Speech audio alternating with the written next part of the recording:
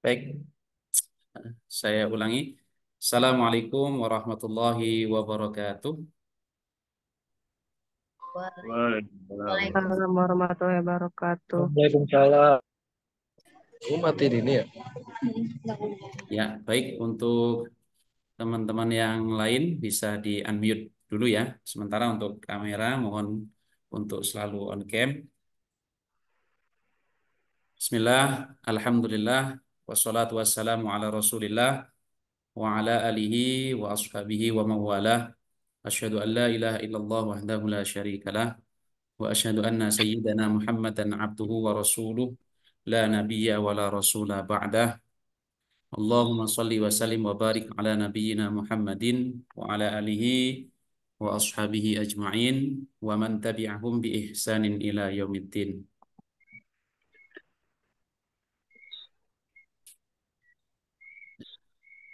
Yang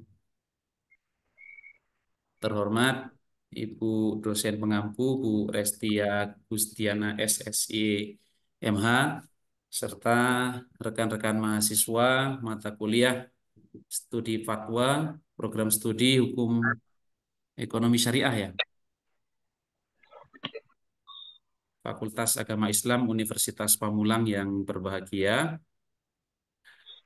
Pertama, saya ucapkan terima kasih ke Bu Restia dan sekedar untuk teman-teman ketahui saja bahwa sebetulnya saya sudah komunikasi dengan Bu Restia di semester yang lalu.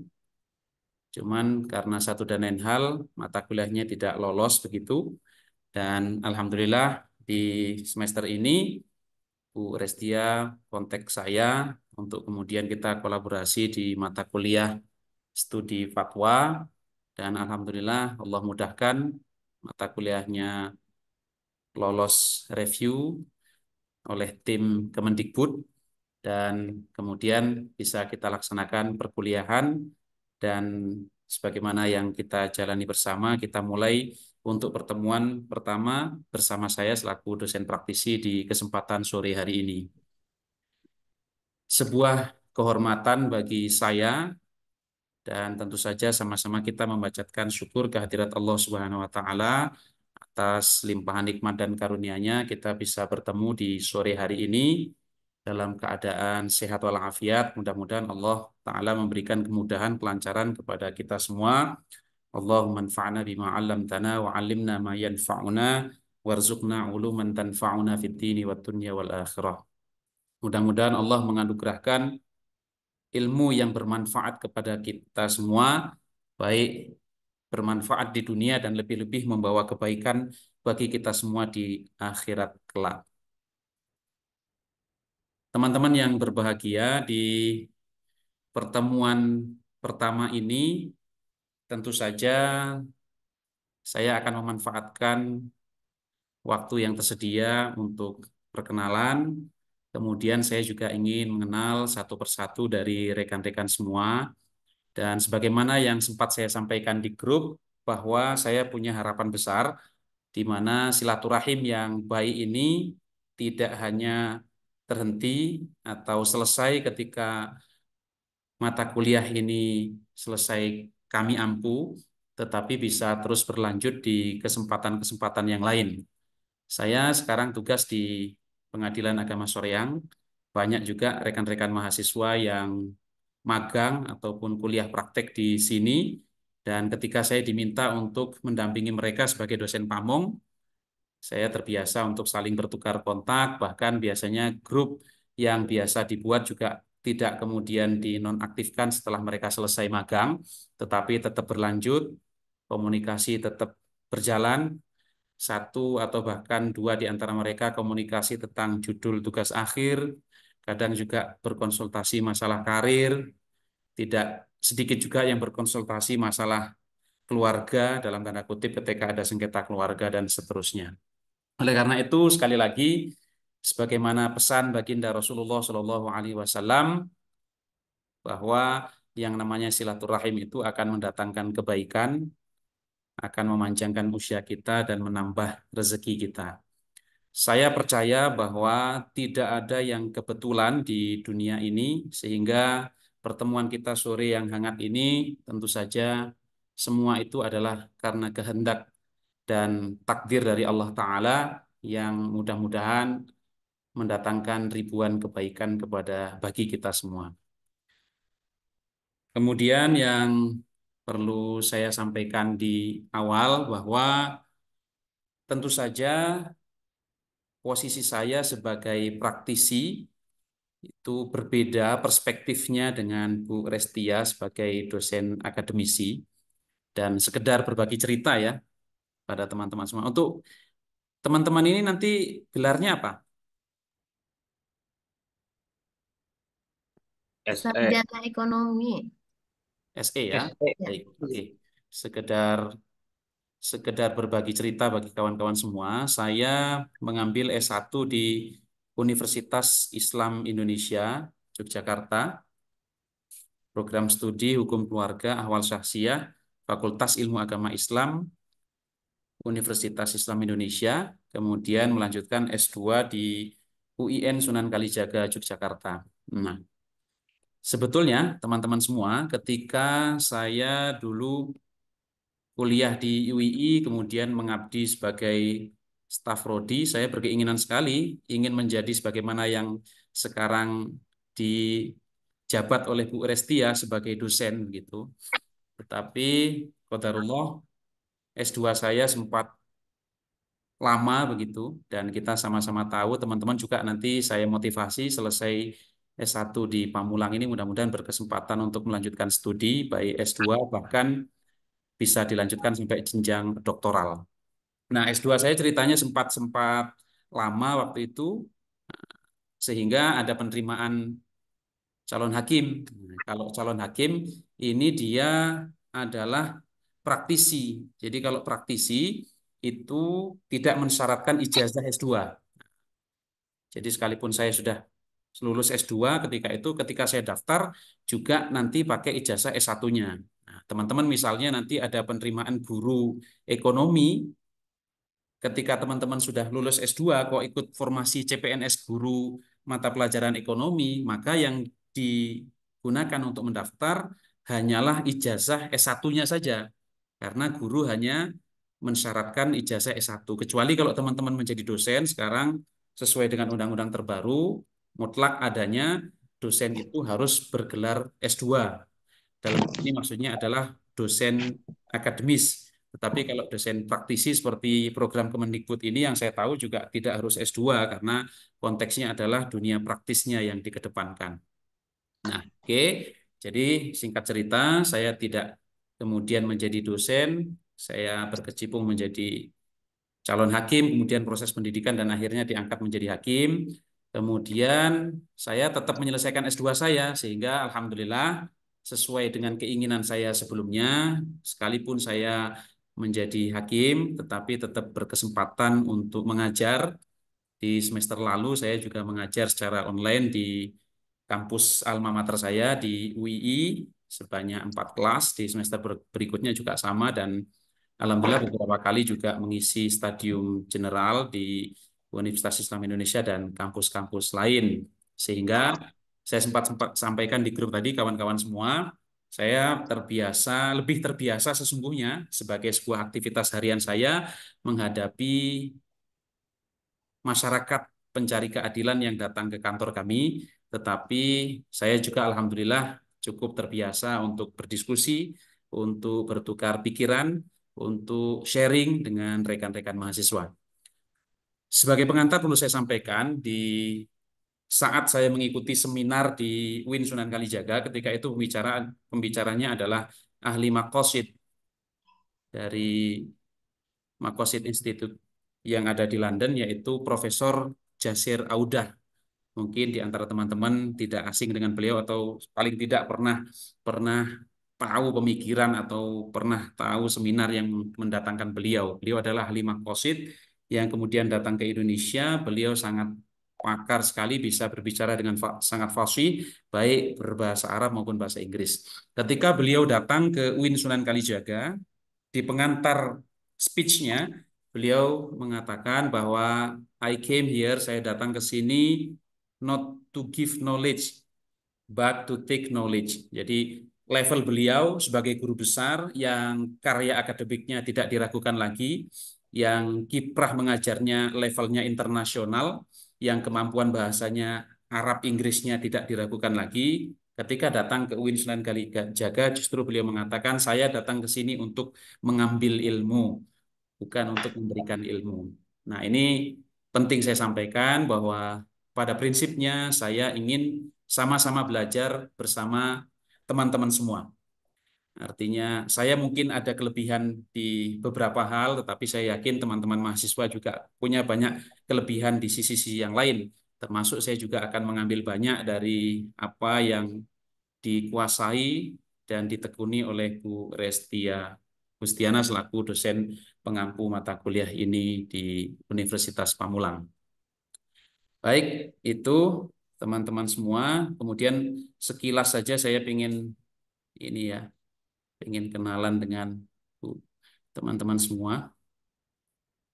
Kalau Bu dosen sepertinya dari Minang ya Bu ya? Oh, iya Pak, saya Betul ya? dari Minang. Karena saya Iya. sudah saling follow Instagramnya jadi sekilas. Ya.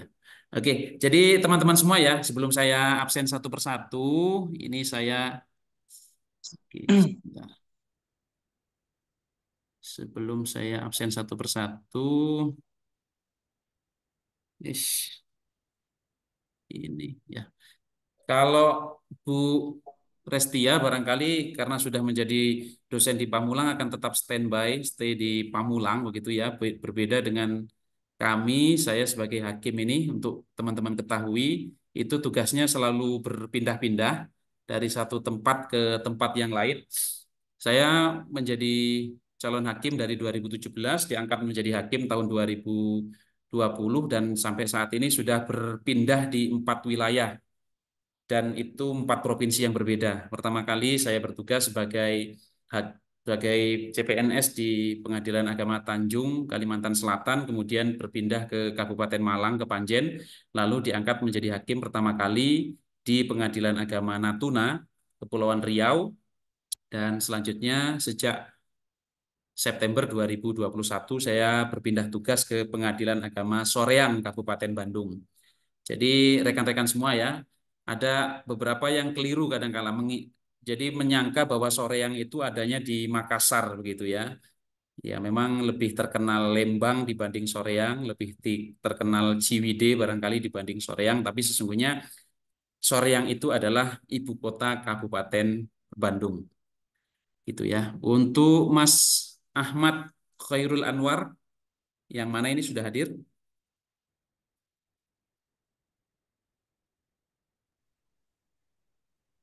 Kalau Mas Adi Pratama Hamidi, Hadir, Pak. ya, silakan.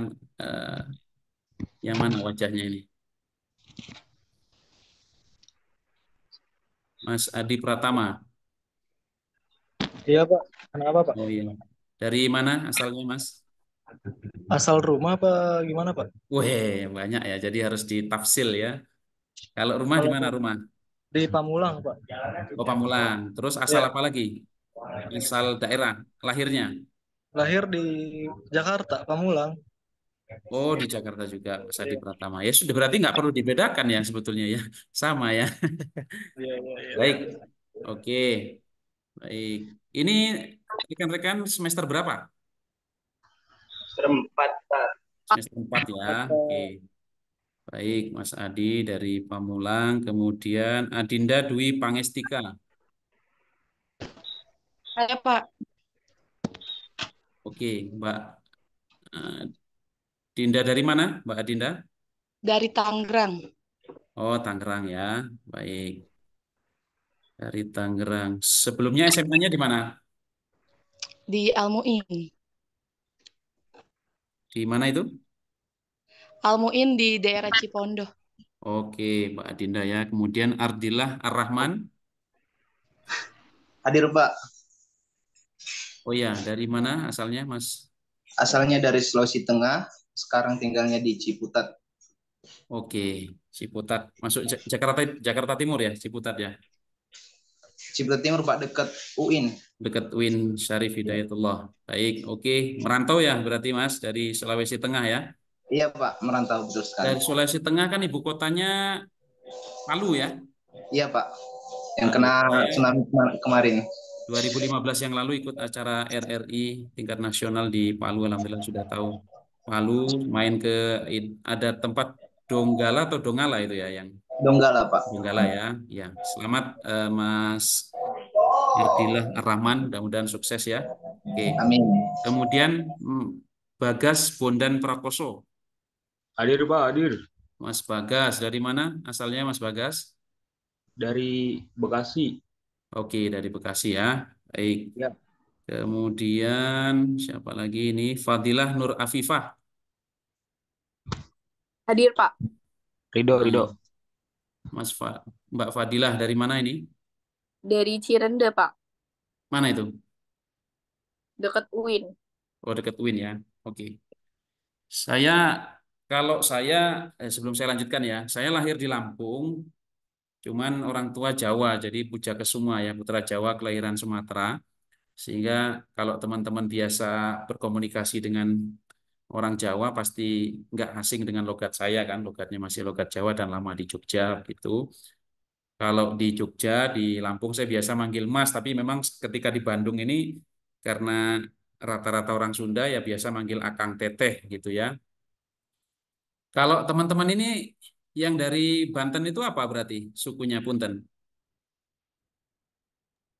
Sunda atau Jaseng atau gimana? Gak punya kampus, Pak. Hah? Oh ya, nanti sambil saya tanya ya. Oke. Kemudian Fauziah Az-Zahra. Hadir, Pak. Ya, dari mana Mbak Fauziah? Asalnya dari Jakarta. Dari Jakarta ya. Orang Betawi berarti. Iya, sekarang tinggalnya di Bogor. Oke, baik Mbak Fauziah ya.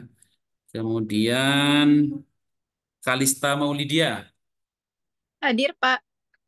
Ya, Mbak Kalista dari mana ini? Dari Garut, Pak. Oh, ini orang Sunda ini. Iya. Oke, dari Garut ya, merantau. Kok bisa terus melabuhkan pilihannya ke Pamulang gimana ceritanya ini? Udah lama juga sih, Pak, tinggal di Cisauk. Oke, baik, baik. Kemudian Kausar Nabilatul Anwar. Wah, keren ini namanya ini. Ada Mas Kausar. Hadir. Dari mana Mas Kausar? Oh, ini anu ya. Perempuan ya?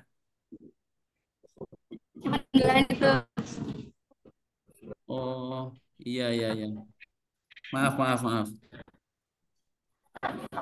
Ya, tapi kurang jelas ini anunya ini.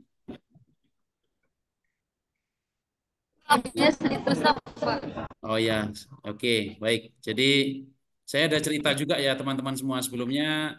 Saya juga berkolaborasi dengan dosen Universitas Muhammadiyah Purwokerto, namanya Jihan Fuad At-Tamimi. Saya menyangkanya laki-laki itu karena Fuad At-Tamimi, gitu kan. Saya selalu komunikasi kalau punten ya, kalau dengan Bu Restia Gustiana kan jelas maksudnya saya hakul yakin perempuan gitu ya.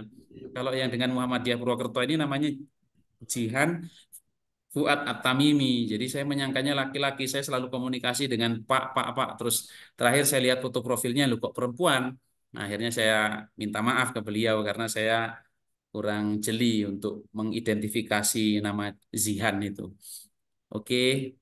Kemudian Muhammad Ja'far As-Shadiq. Hadir Pak, Muhammad Ja'far. Dari mana Mas Ja'far? dari Jakarta Pak. Jakarta. Betawi berarti ya? Orang tua Jawa Pak.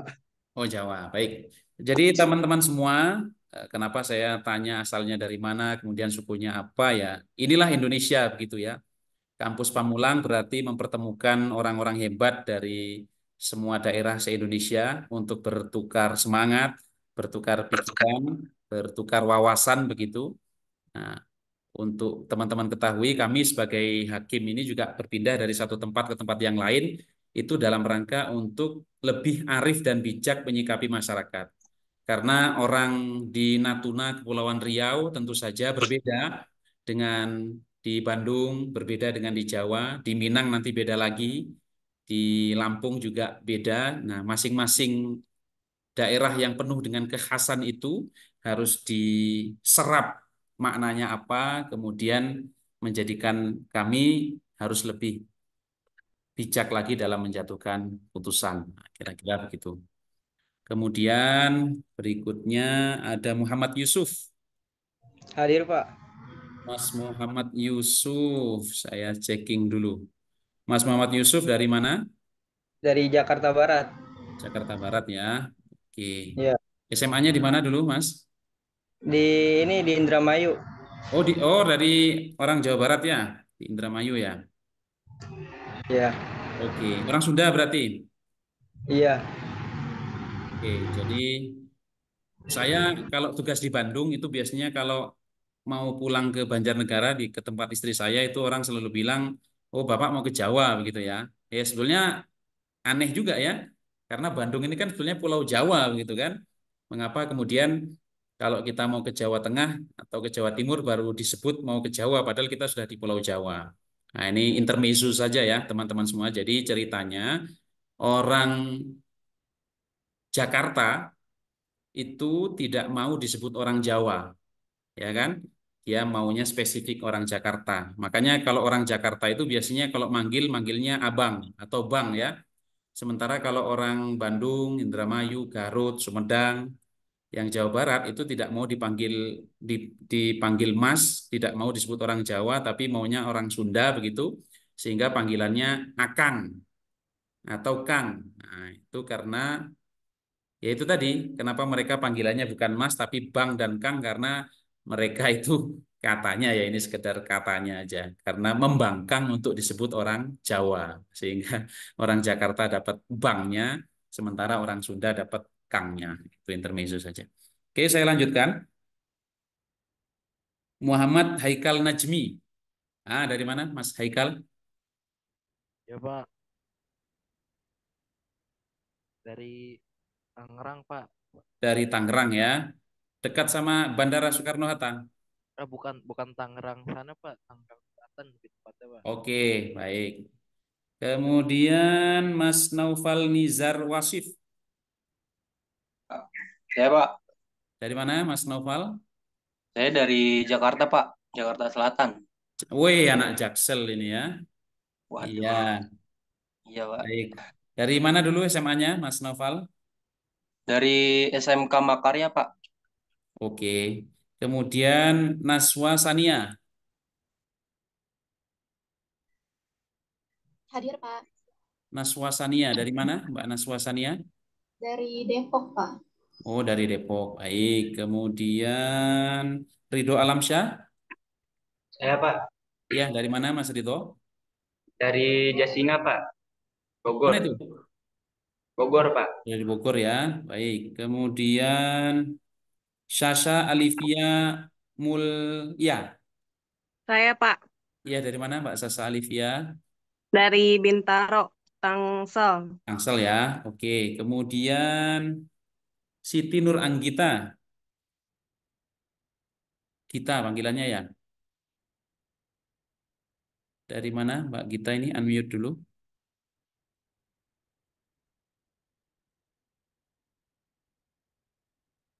Ya, gimana? Suaranya nggak terdengar?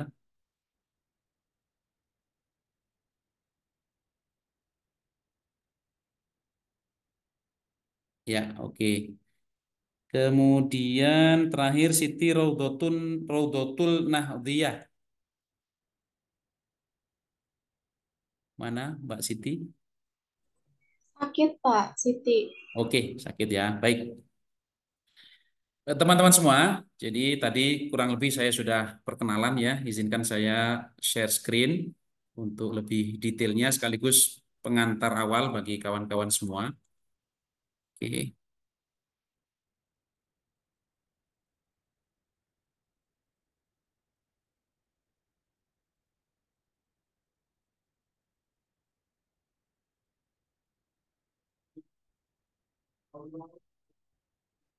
Oke, di kesempatan yang baik ini kita akan sesuai dengan topik yang sudah disiapkan oleh Bu Restia, kita akan membahas tentang fatwa bagi hasil. Tetapi tentu saja karena ini pertemuan awal, waktunya banyak kita manfaatkan untuk ta'aruf atau kenalan.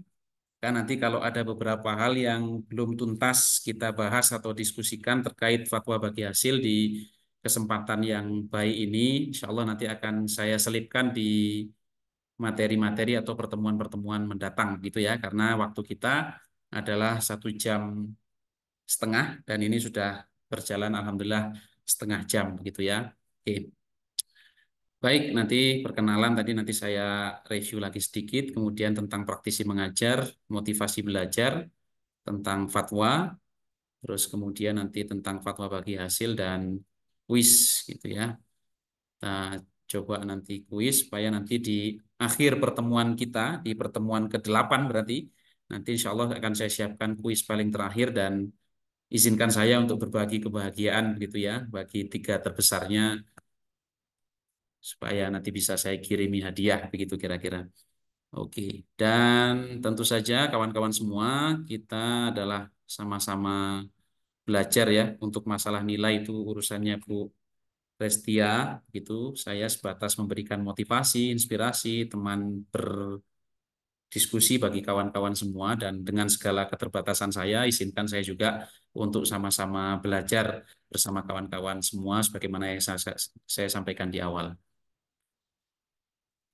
Oke, ini tadi saya sudah kenalan ya. Saya Samsul Zakaria SSIMH, S1 di UI Yogyakarta, S2 di UIN Syarif, di UIN Sunan Kalijaga dengan kebijakan baru sehingga gelarnya sekalipun di UIN sudah MH begitu ya untuk program studi hukum keluarga konsentrasi program studi hukum Islam konsentrasi hukum keluarga. Sebagaimana yang saya sampaikan tadi, saya lahir di Lampung Barat 9 Februari 1992 yang lalu. Silahkan kalau teman-teman mau lihat-lihat aktivitas saya di media sosial untuk saling sapa, berkenalan, mudah-mudahan bisa saling menginspirasi dan berbagi manfaat. Itu ya. Tapi saya sudah ada di grup, kemudian silahkan kalau mau berkomunikasi, beberapa tulisan saya bisa teman-teman baca, kritisi di samsulzakaria.blogspot.com. Kemudian moto hidup saya, hidup adalah perihal melangkah dan muhasabah.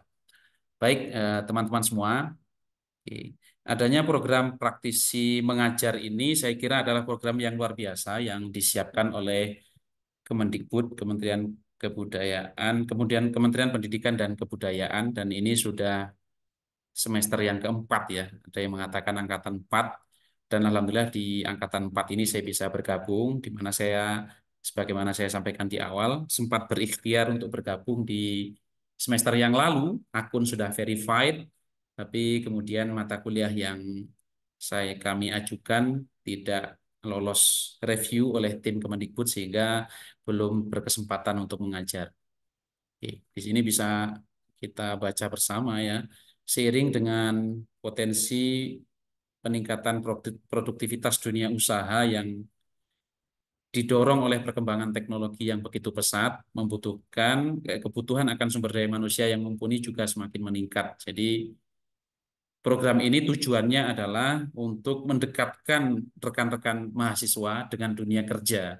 Sehingga datanglah praktisi, ada yang hakim, mungkin ada dari Basnas, ada dari MUI juga, mungkin ada dari kalangan pesantren, ada dari guru, mungkin ada dari ekonom syariah, dan seterusnya. Sehingga teman-teman memiliki gambaran tentang bagaimana dunia kerja itu. Sehingga tentu saja nanti dalam beberapa hal saya akan mengaitkan studi fatwa ini dengan konteks pengadilan agama. Karena teman-teman nantinya juga bisa menjadi konsultan terkait ekonomi syariah yang saat ini menjadi wewenangnya pengadilan agama gitu, sehingga nanti saya akan lebih banyak mengaitkan dengan sisi praktis begitu, karena kalau dari sisi teori saya yakin sudah disampaikan dengan sangat komprehensif, detail dan baik, serta sudah didiskusikan oleh teman-teman semua bersama Bu Restia gitu. Oke, bagian dari program Merdeka Belajar Kampus Merdeka menghadirkan praktisi yang memiliki pengalaman dan kompetensi di berbagai bidang profesi dan industri untuk membantu proses pembelajaran di dalam kelas, sehingga dapat memperkaya pengetahuan mahasiswa dalam hal praktis di dunia kerja. Sebagaimana yang akan kita diskusikan sedikit di sore hari ini, terkait dengan konsep musyarakah, mudharabah tentang bagi hasil yang juga MUI sudah banyak mengeluarkan fatwa tentang itu, tentu saja prakteknya ada di lembaga perbankan syariah dan lembaga keuangan syariah, dan nanti ketika terjadi sengketa terkait dengan musyarakah mudharabah itu akan masuk menjadi perkara di pengadilan agama, dan kami akan mempelajari dari A sampai Z-nya, awal mula terjadinya akad seperti apa, kemudian prosesnya seperti apa, apakah sudah ada somasi dan seterusnya dari lembaga keuangan syariah, dari LKS atau lembaga perbankan syariahnya, baru kemudian kita menilai lebih lanjut dalam proses persidangan dan seterusnya. Kemudian di sini rekan-rekan semua, 9,1 juta dari 140,15 juta angkatan kerja di Indonesia masih menganggur. Tentu saja kita bisa detailkan data ini, artinya ini data secara keseluruhan. Angkatan kerja itu kan tidak harus lulusan S1, lulusan SMA, atau lulusan SMP sekalipun, kalau usianya sudah usia kerja bisa dikatakan angkatan kerja. Artinya kalau ini dispesifikan lagi dalam konteks mereka yang sudah sarjana, barangkali ya hanya 20 atau 30 juta saja. Tapi artinya banyak yang tidak terserap di dunia kerja. Meskipun perlu saya sampaikan bahwa tujuan kita belajar kuliah itu tentu saja kita harus meluruskan niat, bukan semata-mata untuk mencari pekerjaan, tetapi adalah untuk menambah pengetahuan, wawasan, dan menjalankan sunnah Rasul. Karena Rasul menasihatkan kepada kita semua, utlubul ilma minal mahdi ilal lahdi. Tuntutlah ilmu dari sejak buayan sampai liang lahat. Utlubul ilma walau bisin. Tuntutlah ilmu sekalipun sampai negeri Cina. Tadi ada yang merantau dari Indramayu, dari Bekasi, dari Selatan, dari Jakarta Barat, dan lain sebagainya, dari Garut merantau ke Pamulang, itu juga bagian daripada sunnah Rasul begitu ya. Artinya menuntut ilmu di tempat yang berbeda, di tempat yang jauh. Jadi tujuan kita menuntut ilmu kita luruskan, tetapi ketika kemudian dengan ilmu yang kita peroleh, kita dimudahkan untuk mendapatkan pekerjaan, yang pekerjaan itu juga akan mendatangkan kebaikan bagi diri kita pribadi dan orang banyak, yaitu bonus begitu ya. Tapi tentu saja kalau tujuan kita semata-mata itu ternyata tidak tercapai, maka tentu saja kita akan kecewa gitu. Lalu 8 dari 10 perusahaan di Indonesia sulit mendapatkan lulusan perguruan tinggi dalam negeri yang siap pakai. Oke. Teman-teman nanti gelarnya SE. Semua alumni Hukum Ekonomi Syariah se-Indonesia juga sama-sama mendapatkan gelar SE. Tetapi yang membedakan SE-nya Pamulang dengan SE-nya UII misalnya, atau SE-nya UIN, atau SE-nya UI, itu apa? Nah, disitulah PR bagi kita semua, bagi teman-teman juga, untuk bagaimana menambah kompetensi, membekali diri lebih banyak lagi dari yang dilakukan oleh yang lain, begitu ya. Saya sering mengibaratkan, di sini ada Bu Restia yang saya mention di awal, asalnya dari daerah Minangkabau atau Sumatera Barat. Kalau kita makan di rumah makan Padang, itu bisa bermacam-macam lauk yang kita pilih. Kalau nasi telur mungkin 8.000, nasi ayam barangkali 12.000, nasi rendang mungkin 15 sampai 20.000. Kalau ditambah perkedel atau telur mungkin menjadi 25.000. Nah, nasinya sama teman-teman semua, tetapi yang menjadikan harganya berbeda itu lauknya. Oke. Jadi kalau kita semata-mata kuliah, teman-teman kuliah itu ibaratnya nasi. Semua mahasiswa Indonesia dengan jurusan yang sama juga melakukan perkuliahan yang sama. Tetapi yang menjadikan teman-teman berbeda dari yang lain, memiliki nilai lebih, itu ketika teman-teman melakukan hal yang lain, dengan ikut organisasi, dengan banyak menulis, dengan banyak diskusi, ikut seminar, kemudian berwirausaha, kemudian melakukan pengabdian di masyarakat, kemudian melakukan perjalanan internasional. Nah, itu adalah semuanya itu adalah lauk yang akan membedakan satu mahasiswa dengan mahasiswa yang lain.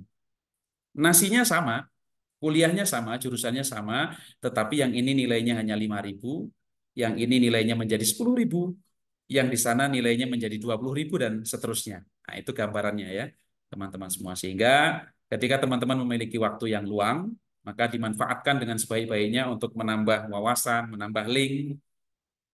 Orang bijak pandai menasihatkan kepada kita semua, 1.000 teman terlalu sedikit, satu musuh sudah terlalu banyak. Maksudnya apa? Perbanyak koneksi, luaskan silaturahim kita. Jauhkan pergi kita untuk mendapatkan sebanyak-banyak teman, karena 1.000 teman bagi orang yang baik itu masih terlalu sedikit, sementara satu musuh saja sudah terlalu banyak. Ini saya contohkan misalnya Mas Ar-Rahman punya musuh satu di kampus, itu kampus menjadi sangat sempit.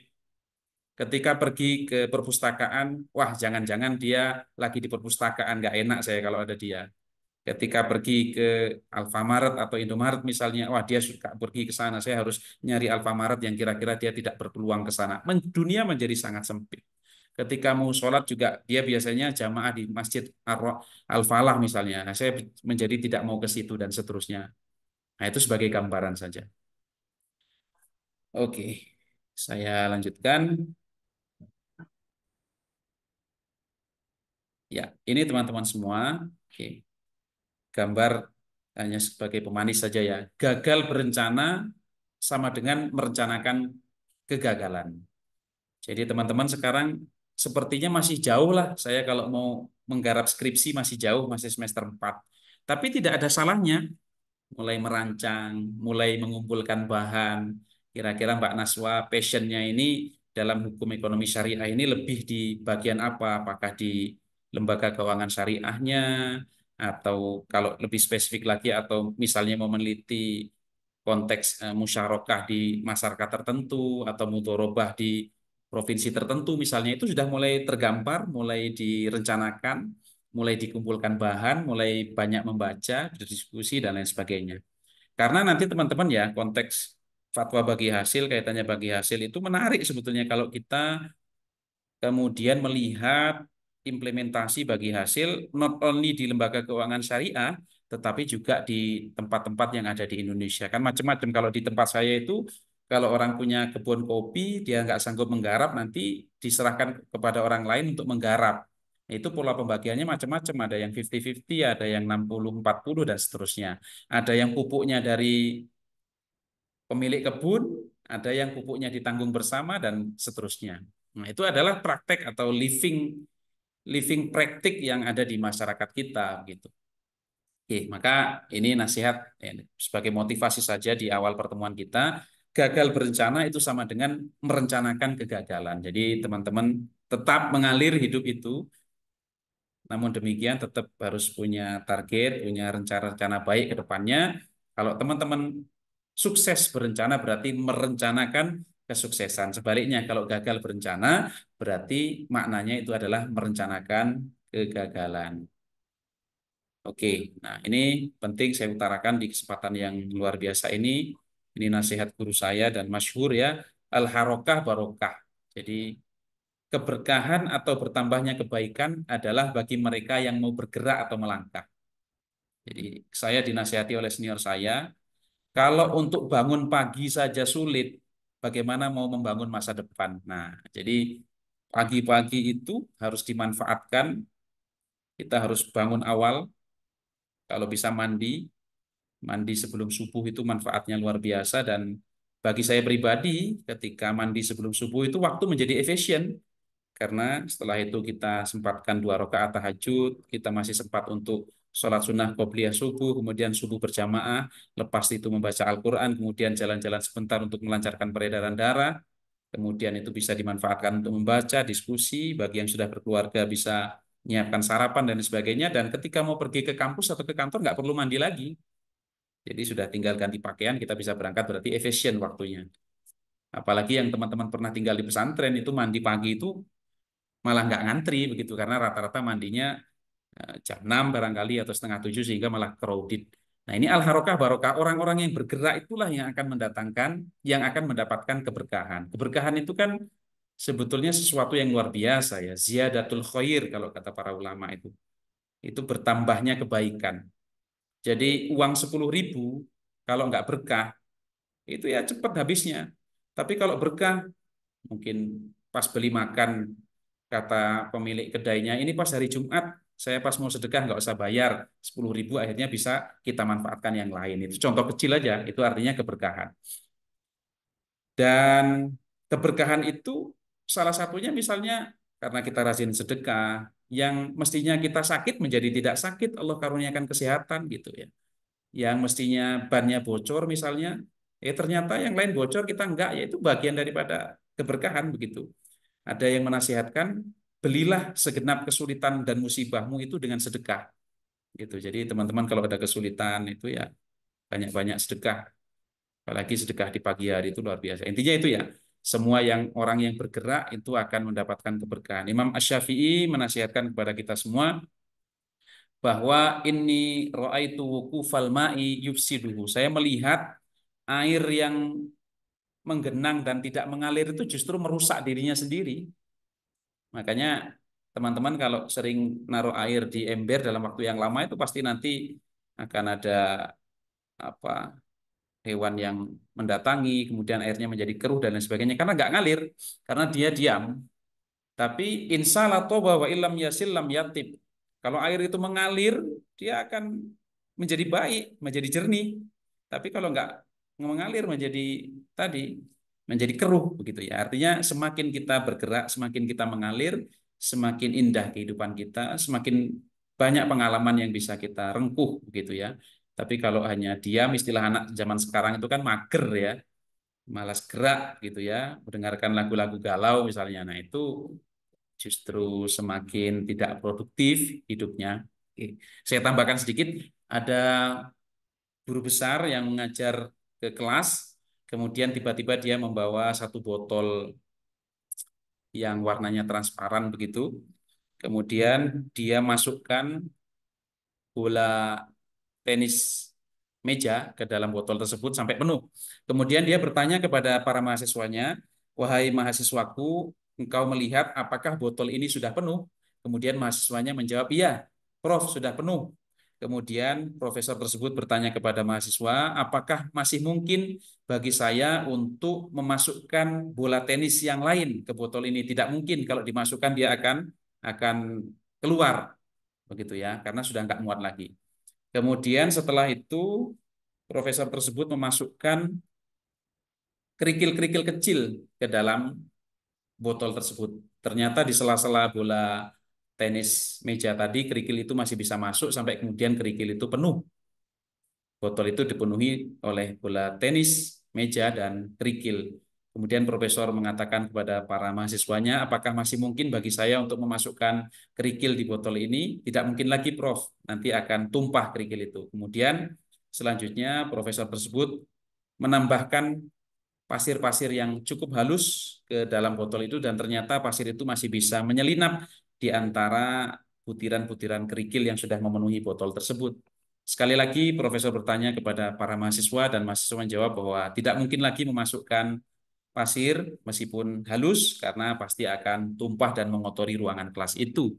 Dan terakhir kali profesor menuangkan segelas air ke dalam botol itu, ternyata air itu masih bisa masuk di sela-sela kerikil, pasir, dan bola tenis yang ada di botol itu sampai kemudian penuh. Pesan apa yang ingin disampaikan oleh sang guru besar kepada para mahasiswanya tentang manajemen waktu, teman-teman semua? Kalau kita melakukan sesuatu sesuai dengan skala prioritas, maka banyak hal yang bisa kita selesaikan di hari itu. Tetapi kalau kita salah menempatkan prioritas, maka banyak hal-hal yang sebetulnya sangat penting, mendesak, urgen, tetapi justru terabaikan dan akhirnya terbengkalai dan tidak terkerjakan sama sekali. Oke. Jadi kalau yang hari-harinya diisi oleh ngegame, dari pagi sampai sore juga belum puas. Game itu ibarat air. Kalau botol sudah diisi air, diisi apapun pasti akan menumpahkan air itu dan mengotori ruangan. Kira-kira begitu. Tapi kalau kita isi hari kita dengan sholatnya tertib, sarapan di pagi hari, karena kalau kita memulai hari dengan senyuman jam 9 kan sudah lapar ya. Jadi harus sarapan kan begitu. Sehingga ketika kemudian yang penting-penting itu sudah dilakukan, kita masih punya waktu ternyata untuk melakukan hobi kita, untuk memasukkan kerikil dan pasir. Ketika kita masih bisa melakukan aktivitas yang menjadi hobi kita, ternyata kita masih bisa juga tuh buka WA, sekedar chatting dengan kawan, dengan kerabat dan lain sebagainya. Jadi artinya skala prioritas itu menjadi penting supaya hidup kita menjadi tertata. Nah, next, ini saya kalau ngajar anak-anak TK atau anak-anak SD itu saya selalu ajarkan lagu berbahasa Inggris, ingat-ingat itu remember, jangan lupa itu don't forget, aku cinta itu I love you, only you hanya untukmu. Nah, ini saya kutipkan dari Kiai Haji Hussein Muhammad yang relate dengan yang saya sampaikan. Tidak ada kode moral tertinggi selain cinta, meskipun ada banyak prinsip moral, akan tetapi dasar utamanya adalah cinta. Cintalah yang melahirkan harapan, kesabaran, ketabahan, kemudahan, dan semua moral yang baik. Teman-teman semua, kadang kita pernah nggak ketemu sama orang baru, tapi kok kita merasa cepet deket gitu. Kok connect aja, enak aja rasanya ngobrol. Itu ada mahfudhot atau kata hikmah yang cukup masyhur bahwa al arwahu junudum mujannadah. Jadi ruh-ruh kita itu sebetulnya adalah ibarat pasukan yang dipersatukan. Jadi kalau orang itu sekali ketemu kok nyambung, kok enak ngobrol gitu ya, berjam-jam tidak terasa, itu barangkali dulu di Lauhil Mahfuz itu pernah bertemu ruhnya itu. Sebaliknya, kadangkala kita dengan teman kita, dengan kawan kita, rasa-rasanya kita pengen dekat, tapi kok selalu ada barrier, selalu ada halangan, selalu ada noise. Itu ya barangkali dulu ruhnya itu jauh, gitu ya. Nah, jadi makanya teman-teman juga begitu, mencari jodoh kemana-mana, ternyata dapatnya tetangga sendiri misalnya. Ya itu memang sudah takdirnya begitu. Sebaliknya, mendekati yang selangkah dari rumah, ternyata yang didapat dari provinsi lain. Ya itu mungkin ruhnya dulu bertemunya dengan yang sekarang di dunia sedang jauh dengan kita. Gitu. Nah itulah. Makanya intinya bahwa cinta itu bisa melahirkan keindahan dan bisa membuat sesuatu yang sulit kalau kita lakukan dengan penuh cinta menjadi mudah. Nah, saya sering mengibaratkan, dan ini sebetulnya kutipan juga ya, teman-teman ya, kalau yang sudah biasa nyupir, kalau kita berjalan ketika kita sedang ngedrive, sedang nyopir, 4 jam perjalanan itu akan terasa sangat singkat ketika teman berkendara kita itu nyaman untuk berbagi cerita, untuk ngobrol. Sehingga kita nggak terasa. Tapi 4 jam itu akan menjadi sangat menyiksa kalau teman berkendara kita itu hanya tidur sepanjang jalan. Atau diajak ngobrol tapi nggak connect. Itu akan sangat membosankan sekali perjalanan kita yang 4 jam itu. Begitu juga teman-teman nanti. Kalau nyari pasangan hidup itu pastikan yang enak buat bicara, sharing. Karena itu seumur hidup. Kalau 4 jam saja akan menyiksa kalau bersama dengan yang tidak nyambung pembicaraannya dengan kita, apalagi kalau itu pasangan hidup kita. Karena isinya menikah itu saya kasih tahu ya. Ya isinya itu speak itu, ngobrol gitu ya. Jadi nyarilah yang nyambung, mencari kesambungan, ketersambungan itu tadi. Oke, saya lanjutkan ya. Baik, ini penting juga saya sampaikan ke kawan-kawan semua, makanya saya tadi sampaikan blog saya, silakan nanti baca-baca, mudah-mudahan ada yang bisa diambil baiknya dari yang saya tulis di catatan harian saya, beberapa hal juga tentang artikel, ada naskah khutbah, ada perjalanan saya ke Malaysia di saat student exchange di S1 dan seterusnya. Verba volant scripta manen, bahwa yang namanya ucapan itu akan menguap, dia akan hilang. Nah, makanya saya rekam ini supaya tidak hilang, maksudnya bisa menjadi kenang-kenangan, bisa diupload, bisa dinikmati, bisa direview kembali begitu ya. Karena kalau nggak direkam itu ucapan itu sekarang kita ingat, besok bisa terlupakan. Besok kita masih ingat, 2-3 minggu ke depan kita menjadi samar-samar, sebulan kemudian menjadi tidak ingat, apalagi kalau tidak dicatat. Tapi skripta manen, nah, yang namanya tulisan itu akan abadi, begitu ya. Makanya orang menikah juga ada tulisannya supaya harapannya bisa mengabadi, kira-kira begitu. Meskipun sekarang ini yang abadi adalah foto ya.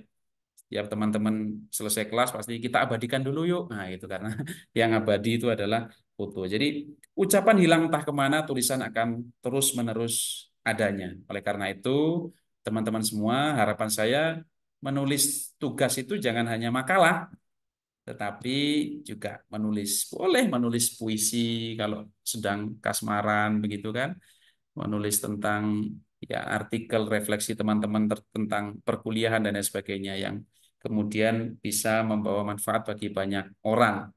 Dan kadang-kala saya juga menertawakan tulisan saya di S1 dulu. Dulu sangat semangat menulis status Facebook begitu kan. Ketika saya baca sekarang kok terlalu polos ketika itu ya, dan saya malu sendiri gitu ya. Tetapi hati-hati ya, ini sekedar masukan untuk teman-teman semua. Ketika menulis tetap ada patuhi standar etik penulisan dan lain sebagainya. Beberapa tahun yang lalu ada mahasiswa alumni UII yang datang ke kampus minta supaya skripsinya di take down dari direktori skripsi perpustakaan. Jadi di UII itu kebijakannya mungkin sama di kampus yang lain. Kalau skripsinya sudah ready, maka nanti diupload itu skripsinya dari mulai kata pengantar sampai sampai kesimpulan. Nah, dia datang ke kampus memohon dengan sangat hormat kepada kampus supaya skripsinya di take down, mau dia hapus beberapa bagian. Mengapa begitu? Mengapa demikian? Karena ternyata dia menulis nama seseorang di skripsinya itu, di pengantar skripsinya, yang ternyata kemudian hari orang yang dia tulis namanya di pengantar skripsinya itu bukanlah orang yang menjadi istrinya. Nah, suatu hari istrinya iseng searching di Google nama suaminya, kemudian ketemulah dengan file skripsi suaminya dan di situ dia tidak terima, nggak mau dia ada nama itu. Nah ini juga artinya jejak digital itu juga harus kita hati-hati dengan jejak digital gitu ya. Saya selalu nasihati mahasiswa yang pernah saya ajar gitu, kalaupun harus menulis kata pengantar, kita ingin mengucapkan apresiasi kepada orang yang mendampingi perjalanan hidup kita dan seterusnya, maka tulislah dengan abstrak, jangan sebut nama, karena tidak ada kepastian. Yang memberimu coklat akan kalah dengan yang memberimu seperangkat alat sholat, kan begitu. Ya, jadi sampai ada lagu menjaga jodoh orang itu karena ya nggak ada kepastian kan, yang biasa kita sapa, kemudian akan menjadi pasangan hidup kita. Dia hanya bercanda semestinya kau cukup tertawa bukan jatuh cinta kan begitu kata-katanya. Jadi artinya jejak digital itu menjadi penting, tuliskan jejak-jejak yang baik dan seterusnya karena itu tadi ucapan akan menguap tapi yang ditulis itu akan terus-menerus adanya. Kalau teman-teman bikin Insta story, bikin status WhatsApp ketika teman-teman merasa tidak bijak, aneh, mungkin bisa dihapus, tetapi tidak ada jaminan bahwa di tempat lain tidak ada yang mengcapture atau men-screenshot status tersebut. Nah, itu sudah banyak kasusnya, gitu ya. Jadi kalau menulis, menulis yang baik-baik, dan insya Allah tulisan itu akan menjadi doa, akan menjadi kepanjangan tangan teman-teman, yang ketika tulisan itu menginspirasi juga menjadi pahala kebaikan jariah bagi kita semua. Oke, selanjutnya saya ingin mengajak teman-teman untuk kuis dulu ya, biar nggak boring. Siapa? Oke, silakan disiapkan untuk device lainnya ya untuk kuis Kahoot. Ini sebagaimana yang saya sampaikan di awal testing ya, supaya nanti di akhir nanti akan saya siapkan kompilasi beberapa soal dan ya mudah-mudahan nanti saya berkesempatan untuk berbagi kebaikan kepada kawan-kawan semua. 3 peserta terbaik nanti di kuis paling terakhir ya di pertemuan ke-8 akan saya kirimi hadiah dari Soreang. Mudah-mudahan saya belum pindah karena nggak tahu ya selalu dinamis perpindahan itu. Oke, ya, nah, kuisnya ini sudah mulai relate dengan materi kita. Oke, saya akan new sharing sebentar. New share.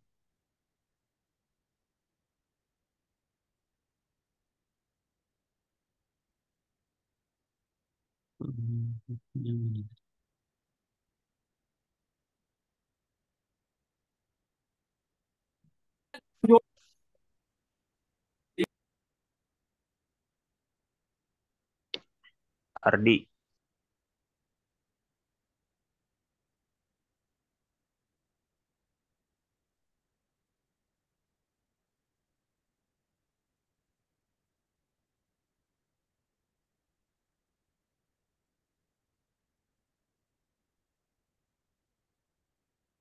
bermain.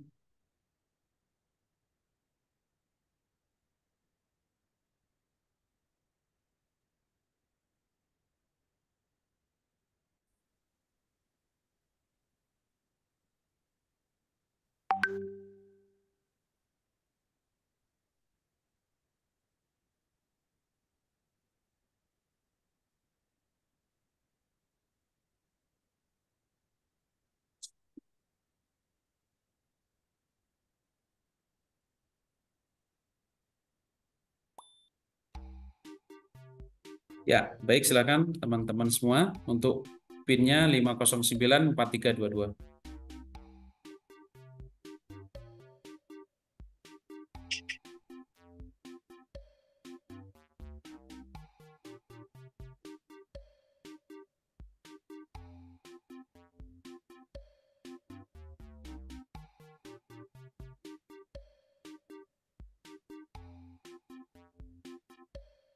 Ini saya siapkan karena sebagai uji coba awal ya. Saya biasanya buatnya 10 soal.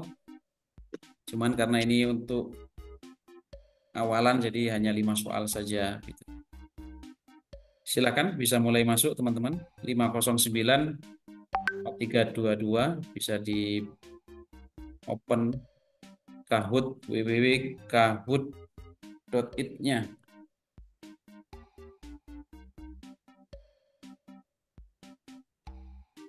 Boleh pakai nama lengkap atau boleh pakai NIM, silakan. Tapi nanti untuk di akhir tentu saja harus pakai nama lengkap ya, karena untuk memverifikasi siapa yang dimaksud gitu.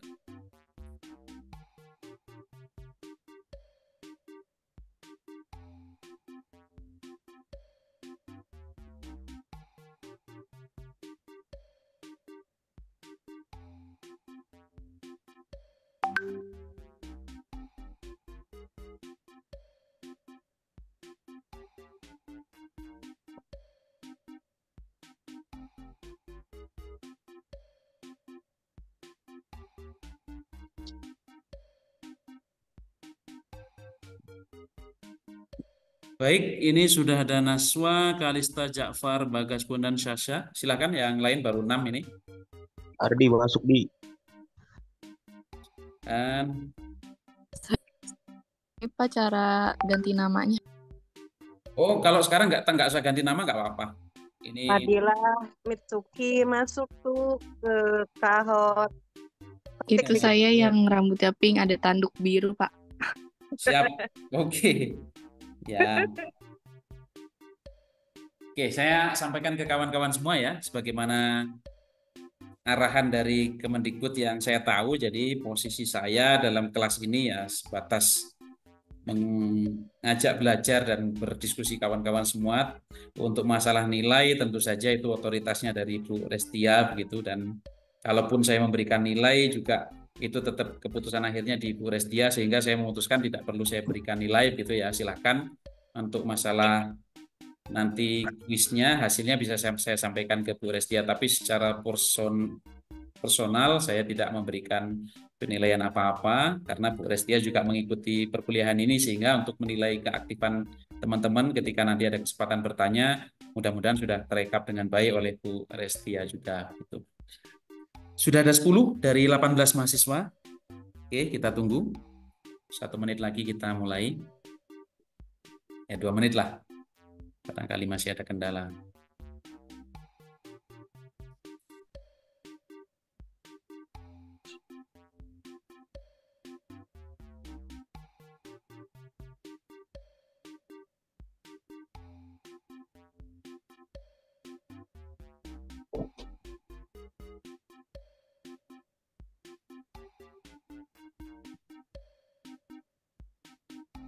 Mohon izin bantuan sebagian teman-teman juga, mungkin 1-2 untuk screenshot atau print screen aktivitas kita ini untuk di-share di mata kuliah kita. Nanti saya up di praktisi mengajar gitu ya. Dan sebagai bentuk terima kasih kepada Kemendikbud, ya harapannya teman-teman juga bisa follow itu Instagramnya praktisi mengajar ya. Kita ramaikan bahwa kita juga sudah memulai aktivitas kelas kolaborasi yang sangat luar biasa ini. Oke, 14 yang sudah bergabung, 4 lagi berarti. Dikurangi yang sakit tadi ya. Mungkin masih tersisa 2 atau 3 orang lagi, silakan.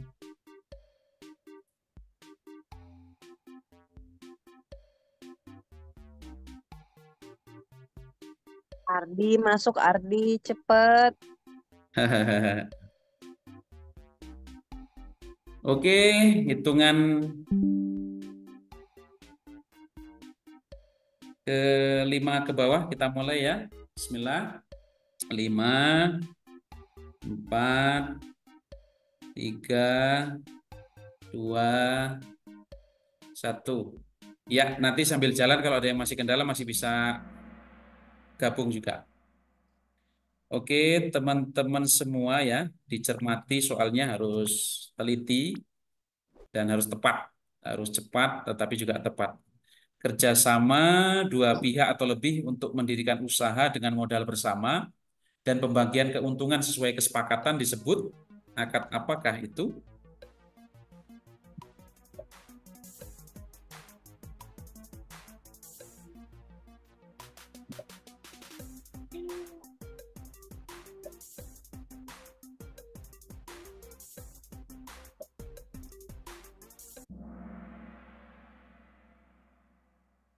Baik, jadi yang menjawab benar ada 2 orang ya. Oke, nah ini sekaligus saya masuk ke materi kita ya, teman-teman. Pelan-pelan, nanti kurang lebih metode pembelajaran yang akan saya terapkan ya seperti ini dalam konteks kuis. Jadi kita tidak buru-buru, sekaligus saya bisa menjelaskan karena begini, teman-teman tidak perlu khawatir keliru begitu ya, karena seringkali dengan keliru itu menjadikan kita belajar dan tidak pernah lupa bahwa yang benar itu adalah yang mana begitu kira-kira ketika kita keliru. Baik, jadi kerjasama dua pihak atau lebih, ini punten ya, beberapa kata saya harus singkat dengan slash, kemudian dannya harus pakai simbol karena memang keterbatasan space ya, karena nanti nggak muat sehingga harus disingkat gitu. Kerjasama 2 orang atau lebih. Nah, kata-kata kunci itu yang harus rekan-rekan semua pahami juga sehingga nanti bisa tepat untuk memilih jawaban ini. Kata kunci pertama adalah kerjasama 2 pihak atau lebih. Untuk mendirikan usaha, kata kunci kedua dengan modal bersama. Oke. Kalau modal bersama berarti maksudnya sama-sama mengeluarkan modal. Misal Mbak Kalista mengeluarkan modal. Oke, Mbak Kalista misalnya mengeluarkan modal 50 juta, Mbak Sasha misalnya 60 juta, itu sama-sama mengeluarkan modal namanya. Itu kata kunci kedua. Dan pembagian keuntungan sesuai dengan kesepakatan disebut, nah itu namanya musyarakah. Artinya musyarakah itu saling-saling berkontribusi di awal dalam konteks modalnya, kemudian nanti keuntungannya juga disepakati di awal. Tapi kalau ijaroh itu berarti kan meminjamkan ya, akad pinjam meminjam atau bisa disebut juga dengan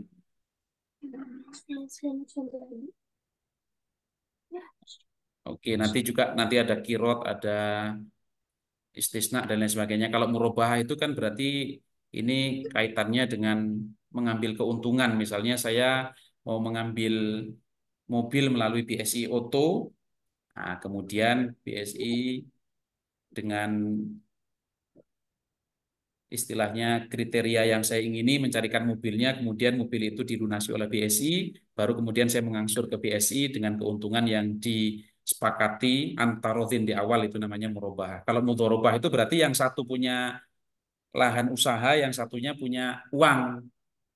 Maksudnya begini, yang satunya punya uang, yang satunya yang pengelolanya. Nah, yang satu berkontribusi secara finansial, yang satu lagi berkontribusi dalam konteks tadi mengelola tadi dari sisi tenaga.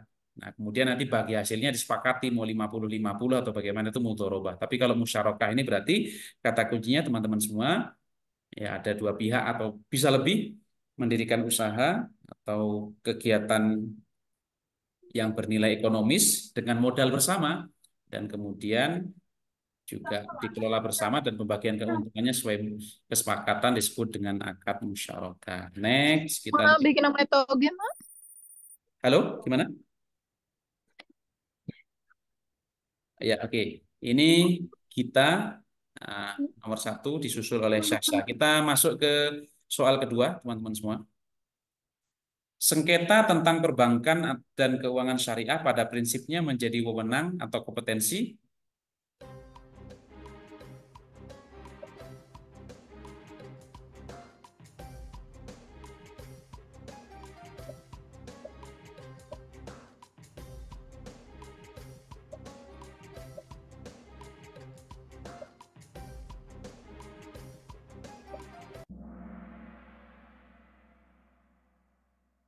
Oke, sudah banyak yang menjawab benar. Menjadi kompetensi atau wewenang pengadilan agama ya, teman-teman semua. Jadi kalau dulu masih menjadi wewenang pengadilan negeri kaitannya dengan sengketa keuangan, tapi dengan adanya Undang-Undang Perbankan Syariah, kemudian revisi Undang-Undang tentang Peradilan Agama, itu kemudian clear bahwa sengketa ekonomi syariah, baik itu perbankan maupun keuangan syariah, termasuk Baitul Mal wa Tamwil, koperasi syariah, asuransi syariah, reksadana syariah, dan seterusnya, termasuk akad musyarakah mudharabah bagi hasil tadi, kalau ada sengketa, maka itu menjadi kompetensi atau wilayahnya pengadilan agama.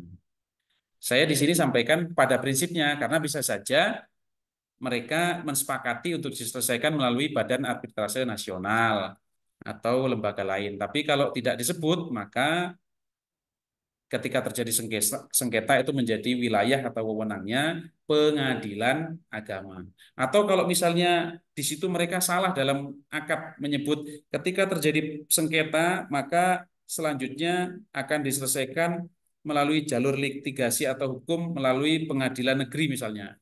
Itu tidak berlaku. Pengadilan negeri di situ harus dibaca pengadilan agama. Itu ada putusan Mahkamah Konstitusinya terkait dengan itu. Oke, jadi teman-teman ingat, kalau pengadilan tata usaha negara ini kaitannya dengan pemecatan pejabat tertentu yang kemudian dia tidak setuju dengan pemecatan tersebut, atau terkait dengan menyatakan pembatalan sertifikat dan sebagainya, itu wilayahnya pengadilan tata usaha negara. Kemudian kalau pengadilan militer tentu saja sudah clear ya, itu kaitannya dengan pidana yang pelakunya adalah dari militer. Jadi sangat spesifik sekali pengadilan militer ini. Kemudian pengadilan negeri ini kalau sengketanya adalah perbankan atau lembaga keuangan konvensional, maka dia masuk menjadi wewenang atau yurisdiksi atau kompetensi dari pengadilan negeri. Tetapi khusus untuk perbankan syariah dan keuangan syariah dengan segala derivasi dan macamnya tadi, kalau terjadi sengketa maka menjadi wewenang atau kompetensi dari pengadilan agama. Oke. Kita lihat apakah kita masih di atas. Oh, ternyata masih di atas, dibayang-bayangi oleh Dinda di 735. Oke, semangat, kita masuk ke soal ketiga. Ini soalnya true or false. Fatwa, a formal ruling interpretation on a point of Islamic law given by a qualified legal scholar known as mufti. Fatwa adalah aturan atau interpretasi atas konsepsi hukum Islam yang disampaikan oleh ilmuwan yang qualified, yang disegani, yang mumpuni, atau disebut dengan mufti, benar atau salah. Oke, betul ya teman-teman ya. Oke, jadi fatwa itu kan sebetulnya dia adalah jawaban dari permasalahan, dari persoalan begitu ya. Dan masyhur bahwa dikatakan fatwa itu ghairul mulzim, jadi tidak mengikat begitu ya. Tetapi mengikat bagi mereka yang tanya. Jadi kalau yang nggak tanya, ya prinsip dasarnya tidak mengikat. Tetapi tentu saja nanti dalam teknis detailnya, karena kita di Indonesia mengenal MUI, Majelis Ulama Indonesia, kemudian ada komisi fatwanya dan lain sebagainya, ya berarti juga tetap menjadi pertimbangan bagi masyarakat luas gitu ya. Nah, ini untuk istilah Inggrisnya, kita mencoba untuk akrab dengan istilah Inggris juga ya. Oke. Jadi ini adalah true. Kita lihat Ya, nah, ternyata disalib ya, Mbak. Kita masih ada kesempatan untuk meraih posisi tertinggi. Next, dua soal terakhir. Pada dasarnya segala bentuk muamalat adalah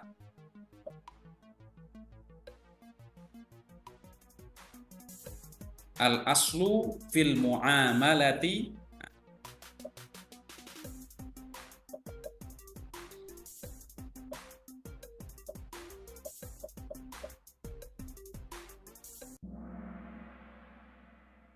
Oke, ada 7 yang menjawab benar ya.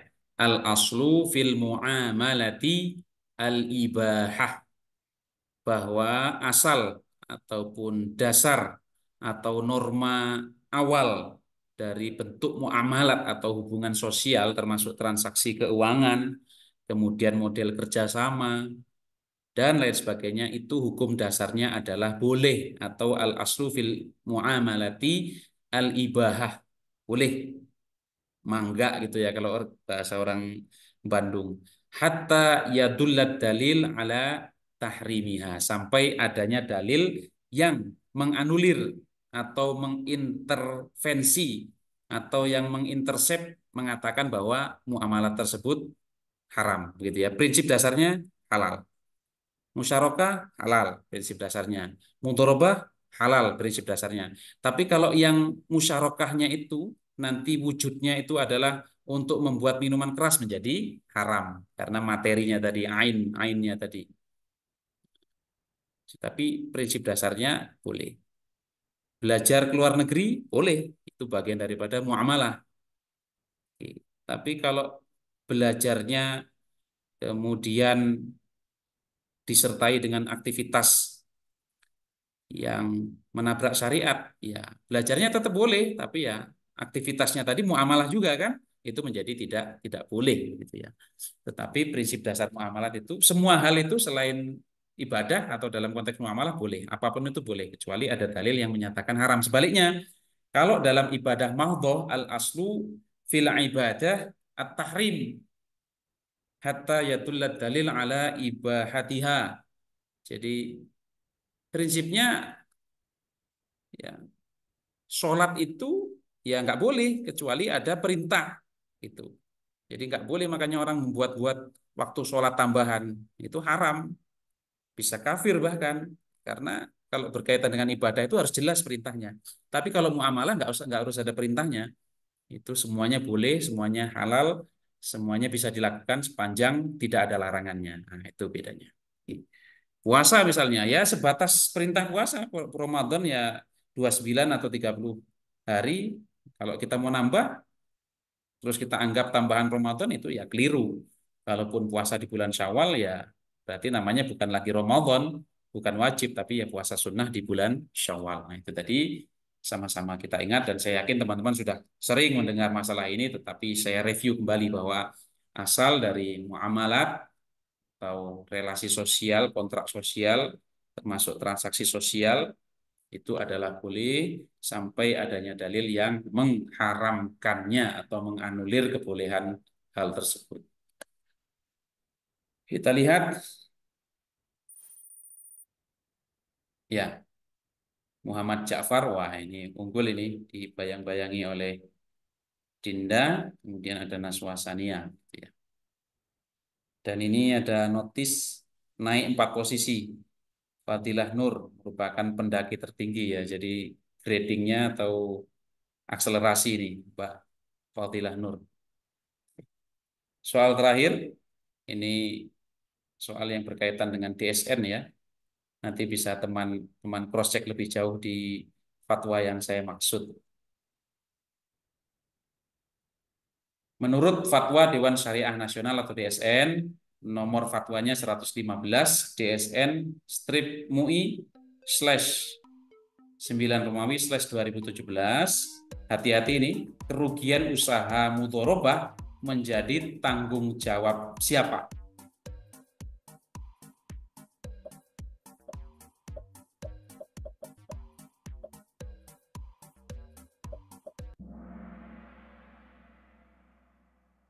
Oke, barangkali sudah dibahas juga atau disampaikan di perkuliahan yang lain begitu ya, dan saya yakin teman-teman juga tidak asing bahwa kita merujuk di spesifik di Fatwa 115 itu di tahun 2017 bahwa kerugian usaha mudharabah itu menjadi tanggung jawab sahibul mal atau sahib al-mal atau penyedia dana. Tetapi di situ ada klausul lanjutan sepanjang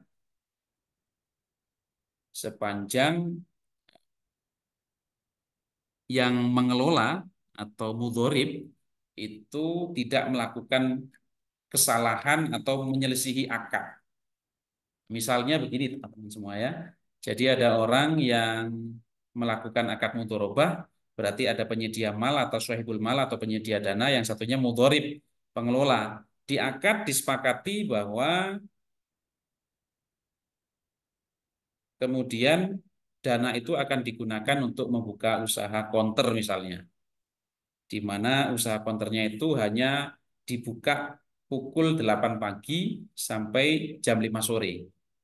Salah satu pertimbangannya kenapa tidak buka di malam hari, karena kalau di malam hari itu di tempat tersebut, tempat di mana akad tersebut akan dilaksanakan, itu kalau malam hari itu resiko secara security atau secara keamanannya itu banyak yang kemudian orang jahat yang datang di malam hari, yang khawatir nanti dirampok, dirampas, dan lain sebagainya. Sehingga di kesepakatan, di akad mudharabahnya, buka usahanya itu jam 8 pagi sampai jam 4 sore saja. Ternyata mudharibnya atau yang mengelola itu menyalahi akad dia. Dia coba-coba untuk nyari keuntungan lebih supaya kemudian lebih banyak lagi bagi hasil yang akan diberikan kepada sahibul mal atau penyedia dana. Dia akhirnya dibuka sampai malam hari. Tepat di jam 8 malam, betul ada orang yang jahat datang mengambil isi konter tersebut. Hal yang demikian ini adalah kerugian tentu saja dalam konteks usaha mudharabah. Apakah tetap menjadi tanggung jawab sahibul mal? Tentu saja tidak. Mengapa tidak? Karena mudharib atau pengelola dia sudah menyalahi akad. Mukhalafatus surut. Jadi syaratnya itu atau ketentuannya itu buka jam 8, tutup jam 4, dia mencoba menyelisihi akad. Tapi kalau pencurian ataupun misalnya perampokan itu terjadi di jam 3 sore, nah itu yang termasuk menjadi tanggung jawab sahibul mal. Karena mudharib tidak menyelisihi akad atau pengelola tidak menyelisihi akad awal gitu ya. Oke.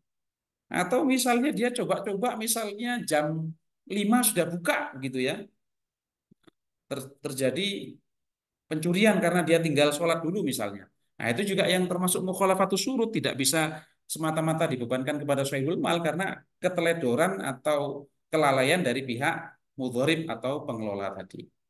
Itu ya, kawan-kawan kita ingat. Jadi menurut fatwa DSN nomor 115 DSN strip MUI garing 9 Romawi 2017, kerugian usaha mudharabah menjadi tanggung jawab sahibul mal ini pada prinsipnya. Tetapi nanti kalau ternyata mudharib atau pengelolanya melakukan kesalahan, dia menyelisihi akad, kemudian tidak amanah, yaitu nanti kalau terjadi sengketa dan masuk di pengadilan agama, tentu majelis hakim akan menilai detil bagaimana duduk permasalahan, ceritanya seperti apa, sehingga kemudian melahirkan putusan yang berkeadilan.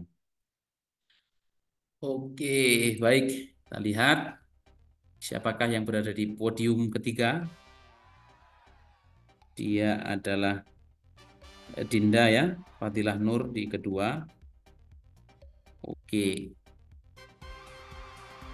Iya, ada Muhammad Ja'far.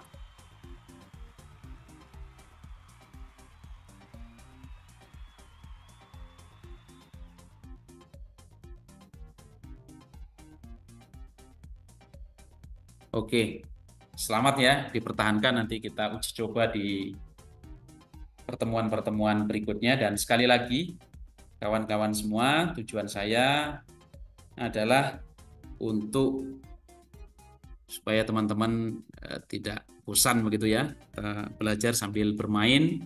Dan kalaupun salah nggak ada masalah. Ini makanya sekaligus saya uraikan dan mudah-mudahan bisa diserap, bisa diingat-ingat oleh kawan-kawan semua. Oke.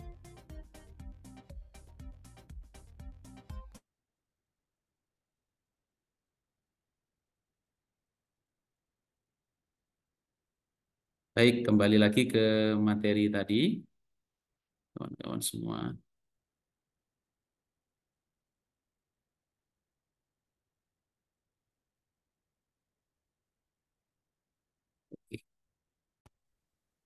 Sebagaimana yang saya sampaikan tadi ya, nanti barangkali waktunya tidak cukup dan teman-teman belum ada kesempatan untuk bertanya, nanti boleh saja disampaikan di grup atau disimpan nanti disampaikan di pertemuan berikutnya. Karena tentu saja juga saya belum bisa tuntas membahasnya tentang ini karena di awal ini banyak kita isi dengan tadi silaturahim, perkenalan karena tak kenal maka ta'aruf ya. Karena kalau sudah kenal akan timbul cinta dan kasih sayang gitu, katanya begitu. Oke, teman-teman semua, nanti teman-teman bisa dalami juga di YouTube itu ada penjelasan Syekh Ali Jum'ah terkait perbedaan antara fikih, fatwa, dan peradilan atau al-qadha. Oke, jadi kawan-kawan semua, ini kalau fikih itu ahli fikih namanya faqih atau al-faqih. Itu berarti ahli fikih. Ahli fikih itu sebatas atau limitatif pada ma'rifatul hukmi. Jadi dia mengetahui hukum. Hukumnya sholat apa, hukumnya nikah itu ada berapa, kemudian hukumnya riba itu terbagi menjadi berapa macam, kemudian hukumnya sholat tahajud itu apa, kemudian sholat duha itu apa, kemudian misalnya terkait dengan musyarakah mudharabah itu apa secara fikih itu ma'rifatul hukmi, mengetahui hukum, dan ahli fikih disebut dengan al-faqih atau faqih. Nah, ini berbeda dengan fatwa. Kalau fatwa ini sudah menyentuh realitas atau al-waqi', di realitas sosial. Para ulama menyebut bahwa an-nusus mutanahiyah wal waqa'i ghairu mutanahiyah. Jadi teks-teks hukum atau nas itu terbatas mutanadiyah, limitatif. Sementara realitas sosial, kenyataan sosial itu tidaklah terbatas. Maka seringkali teks itu tertatih-tatih untuk mengimbangi laju pergerakan realitas sosial. Fatwa itu tadi sebagaimana yang kita mainkan di kuis Kahoot, jadi dia itu adalah sebuah jawaban, sebuah respon atas masalah. Nah, orang yang biasa berfatwa namanya mufti itu adalah isbatul hukmi alal waqi'. Jadi menetapkan hukum atas realitas. Ini ada realitas ini. Ada kenyataan sosial praktek musyarakah mudharabah di masyarakat seperti ini. Apakah sudah sesuai? Kemudian bagaimana sikap Dewan Syariah Nasional terhadap itu, maka dirumuskan menjadi sebuah fatwa. Atau biasa kita kenal dengan fatwa MUI begitu ya. Dan teman-teman bisa juga googling, searching, pelajari lebih jauh tentang konsepsi fatwanya DSN MUI tersebut. Kemudian yang terakhir, saya salah ketik ini, peradilan ya atau al-qadha. Itu orang yang mengadili namanya qadhi atau hakim. Nah, seperti kami ini kalau menurut Syekh Ali Jumu'ah itu fungsinya adalah taghyirul waqi'. Jadi mengubah status yang awalnya suami istri kemudian datang ke pengadilan menceritakan masalah rumah tangganya, menghadirkan bukti tulis yang cukup, sekaligus juga menghadirkan saksi-saksi yang memadai, dinilai cukup terbukti sengketa rumah tangganya, kemudian diputuskan mereka cerai. Atau kalau yang mengajukan adalah laki-laki, maka kemudian diberikan izin untuk menjatuhkan talak satu roj'i, yang kemudian ketika sudah dijatuhkan talaknya, resmilah mereka berdua itu menjadi janda dan duda. Makanya tugasnya qadhi itu adalah taghyirul waqi', mengubah status dari yang mulanya suami istri menjadi janda duda, menjadi mantan suami, menjadi mantan istri. Seorang anak ditemukan di satu tempat yang tidak jelas siapa induk semangnya, siapa orang tuanya, kemudian dibawa ke pengadilan, ada yang melakukan, ada yang mengaku sebagai anak pungut tersebut, kemudian diperiksa, terbukti bahwa ternyata betul dialah pemilik anak tersebut, sudah ada tes DNA-nya dan seterusnya, kemudian ditetapkanlah anak yang semulanya tidak jelas statusnya menjadi anak si fulan. Itu namanya taghyirul waqi', mengubah status dari yang awalnya tidak jelas statusnya menjadi jelas statusnya sebagai anak dari fulan. Orang ragu tentang status pernikahannya karena dulu ketika menikah tidak dicatatkan di kantor urusan agama, karena menikahnya hanya dengan tokoh agama setempat karena satu lain hal, dan dia ragu tentang sah tidaknya pernikahan tersebut. Dibawalah perkara itu ke pengadilan, kemudian diperiksa, menjadi jelas uraiannya, dimintai keterangan yang bersangkutan, kemudian dihadirkanlah bukti-bukti surat yang mendukung, dilanjutkan dengan saksi-saksi yang hadir pada saat mereka menikah, ditanya ternyata betul menikahnya secara Islam, ada wali yang berhak menikahkan, ada 2 saksi, maharnya juga sudah dibayar, dan selama ini masyarakat mengetahui bahwa mereka berdua adalah pasangan suami istri, tidak ada yang mempermasalahkan status mereka di masyarakat sekalipun belum punya buku nikah. Kemudian juga mereka adalah 2 orang yang tidak terhalang untuk melakukan pernikahan karena bukan kakak adik, bukan orang tua dan anak, bukan paman dan keponakan, tidak pula sepersusuan dan seterusnya, tidak pula menjadi istri yang kelima karena batasan poligami hanya 4, kemudian disahkanlah oleh pengadilan. Itu taghyirul waqi'. Jadi mengubah status dari yang awalnya ragu akan status pernikahannya, kemudian ditetapkan oleh pengadilan, disahkan pernikahan mereka, diperintahkan untuk mencatatkan pernikahannya ke kantor urusan agama setempat, dan seterusnya. Nah, itulah tugas daripada qadhi di wilayah al-qadha atau peradilan. Oke. Terakhir, rekan-rekan semua, kita masuk di materi kita terkait dengan bagi hasil ya. Secara umum, oke, saya sampaikan juga bahwa di pengadilan agama itu nanti para hakimnya ada sertifikasi khusus ya, sertifikasi ekonomi syariah. Nah, kebetulan saya karena masih 4 tahun menjadi hakim, jadi belum berkesempatan untuk mengikuti, mudah-mudahan barokahnya mengajar dan belajar bersama kawan-kawan nanti berkesempatan juga. Secara umum bagi hasil yang juga biasa ditangani sengketanya di pengadilan itu meliputi mudharabah dan musyarakah. Secara umum dan secara general tadi sudah saya uraikan, jadi intinya mudharabah itu ada sahibul mal, penyedia dana atau pihak yang memiliki modal, dan mudharib atau pihak yang mengelola modal. Mereka bekerja sama, kontribusi sahibul mal dari sisi keuangan, kontribusi mudharib dari sisi pengelolaan, kemudian bagi hasilnya disepakati, dan seterusnya, itu namanya akad mudharabah. Adapun musyarakah itu akad kerjasama antara 2 belah pihak atau lebih untuk mencapai tujuan tertentu, dan ketika mendapatkan hasil juga disepakati pembagian hasilnya, ketika ada kerugian juga sama-sama ditanggung bersama. Maka ada istilah profit and loss sharing. Kemudian ya, saya kira itu ya. Oke. Jadi terkait dengan bagi hasil tadi, untuk lebih detailnya nanti saya tambahkan di terkait dengan fatwa bagi hasilnya.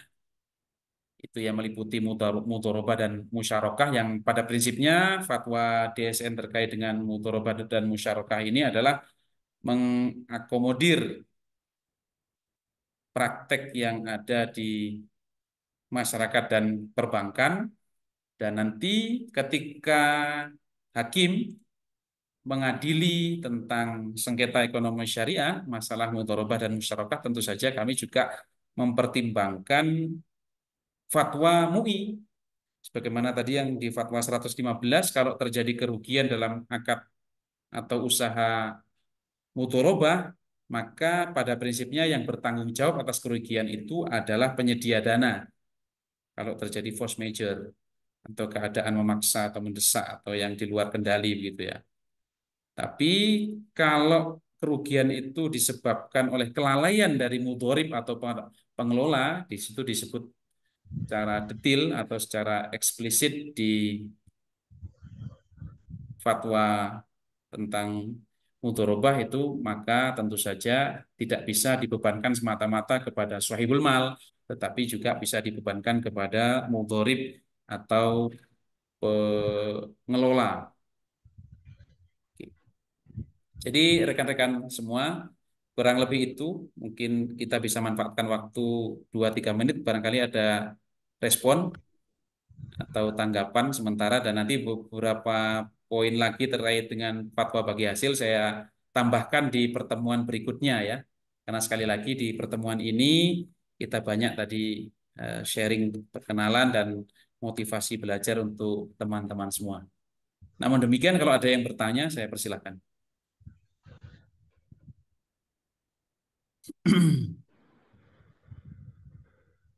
Oke, kalau memang tidak ada, karena ini sudah tepat di jam 16.30 dan kita tadi under time ya. Jadi sebelum jam 3 tadi kita sudah mulai, dan nanti insya Allah di minggu depan kita lanjutkan dengan fatwa-fatwa yang lain, dan nanti saya tambahi sedikit beberapa penting terkait fatwa bagi hasil, dan nanti juga kita lanjutkan dengan kuis bersama supaya teman-teman juga bisa ingat dengan materi yang kita bahas dan kaji bersama, termasuk kalau nanti teman-teman nanti ada pertanyaan terkait materi yang hari ini juga boleh disimpan, nanti disampaikan di pertemuan yang akan datang. Yang jelas dan pasti bahwa saya tidak akan memberikan tugas apapun kepada teman-teman, karena memang sebagaimana amanah dari Bu Fitri Saganta kemarin di briefing bahwa ya karena ini sebatas kelas inspirasi begitu ya. Jadi kita manfaatkan untuk sharing sebanyak mungkin. Saya akan memberikan wawasan saya, pengalaman saya, dan tentu saya juga banyak belajar dan harus mempersiapkan begitu ya. Karena kalau materinya tentang perceraian dan perkawinan mungkin saya tidak perlu banyak persiapan begitu ya. Tapi karena ini spesifik tentang studi fatwa, artinya saya juga banyak sharing, bertanya kepada para senior, kepada rekan-rekan, dan juga mengoreksi bahan-bahan terkait, termasuk menyiapkan kuis kepada teman-teman supaya relate dan juga menambah dinamika dan variasi pembelajaran bagi teman-teman semua. Saya kira itu untuk pertemuan kita di pertemuan pertama ini. Mudah-mudahan ada manfaatnya. Dan sama-sama saya mohon kawan-kawan untuk mengaktifkan kembali kameranya. Kita akan foto bersama di akhir. Dan ini juga menjadi model pembelajaran kita ke depannya gitu ya. Karena ini untuk memenuhi prosedur dari praktisi mengajar, jadi harus ada foto di awal dan foto di akhir gitu ya, sehingga tergambar kapan kelas itu dimulai dan kemudian kapan kelas itu berakhir. Atau dari Bu Resti barangkali ada yang mau disampaikan, izin Bu, silakan Bu. Ya, silakan kameranya dibuka. Maaf di sini agak ribut Pak, lagi banyak dosen. Ya, oke, nggak masalah Bu. Baik. Kameranya silakan dibuka kawan-kawan semua.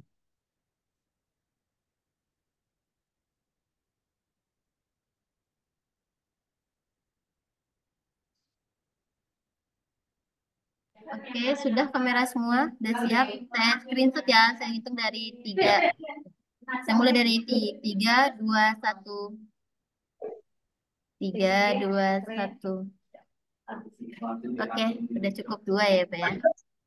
Baik, oke. Jadi ini kedepannya begitu ya. Dan untuk Ibu Resti nanti juga nggak masalah Bu. Yang penting sudah opening, nanti sambil mengerjakan aktivitas lain juga nggak masalah. Karena saya juga paham. Saya juga kadang kalau ada Zoom juga harus berbagi waktu yang mencoba untuk menjadi multi talent multitasking ya ibaratnya begitu. Baik, mari sama-sama kawan-kawan semua kita akhiri, kita syukuri, kita tutup dengan bacaan hamdalah dan doa kafaratul majlis. Alhamdulillahirabbil alamin. Subhanakallahumma wa bihamdik asyhadu an la ilaha illa anta astaghfiruka wa atubu ilaik. Wallahul muwaffiq ila aqwamit thoriq. Wassalamualaikum warahmatullahi wabarakatuh. Waalaikumsalam warahmatullahi wabarakatuh. Waalaikumsalam warahmatullahi wabarakatuh. Sahur. Baik, ya izin Terima saya kasih close Pak. ya. Ya.